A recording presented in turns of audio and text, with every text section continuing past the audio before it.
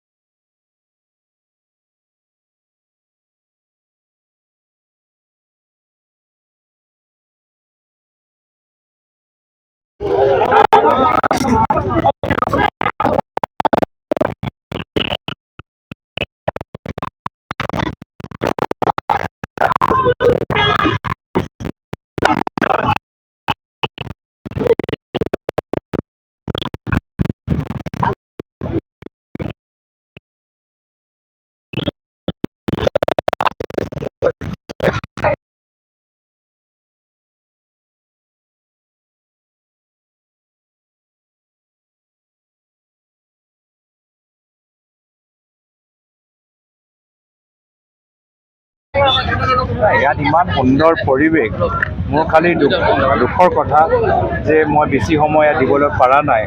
মই ভৱিষ্যত সময় লৈ আকৌ আহিম আৰু এই অঞ্চলৰ ৰাইজৰ লগত এটা ব্যক্তিগত সম্পৰ্ক কিছু পৰ্যায়লৈকে আমি আজি সৃষ্টি কৰিব পাৰিছোঁ আৰু ভৱিষ্যত আমাৰ সম্পৰ্ক আৰু বৃদ্ধি পাব আৰু শক্তিশালী হ'ব আৰু সুখৰ সময় দুখৰ সময়ত আমি সদায় একেলগে থাকিম। এতিয়া যে এনে লাগিছে তিনিটা উৎসৱ একেলগে ঈদ বিহু আৰু নিৰ্বাচন, কি ক'ব?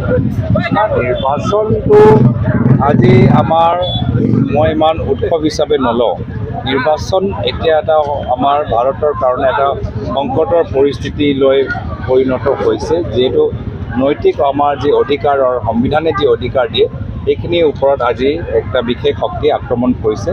কিন্তু নিশ্চয় হয় আজি বিহু, আজি ঈদ আৰু পবিত্ৰ নৱৰাত্ৰিও চলি আছে। মই ভাবিছোঁ আপুনি সেই তিনিটা কথা ক'ব।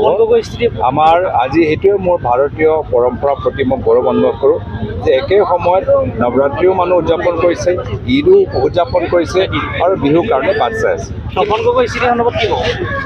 তেওঁ নিজৰ কামখিনি কৰি আছে। মই তেখেতক শুভাৰম্ভৰ বাবে কামনা কৰিছোঁ। ঠিক আছে, ধন্যবাদ।